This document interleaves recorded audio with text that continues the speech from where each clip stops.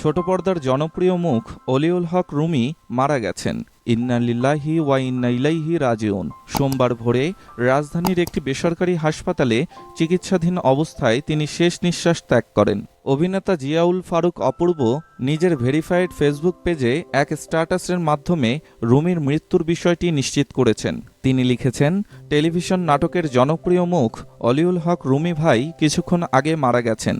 ইন্না লিল্লাহি ওয়া ইন্না ইলাইহি রাজিউন। সবাই তার জন্য দোয়া করবেন। জানা যায়, দীর্ঘদিন ধরে কোলন ক্যান্সারে ভুগছিলেন অলিউল হক রুমি। চিকিৎসা নিতে ভারতের চেন্নাইয়েও যান।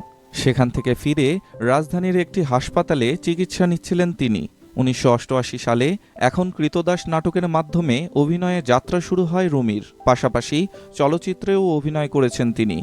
অলিউল হক রুমির অভিনীত উল্লেখযোগ্য নাটক হল ঢাকা টু বরিশাল, আমেরিকার সাহেব, জার্নি বাই বাস, বাকির নাম ফাঁকি, যমজ সিরিজ, কমেডি ৪২০, চৈতা পাগল, জীবনের অলিগলি, মেঘে ঢাকা শহর ইত্যাদি। ডেস্ক রিপোর্ট, স্টার সংবাদ।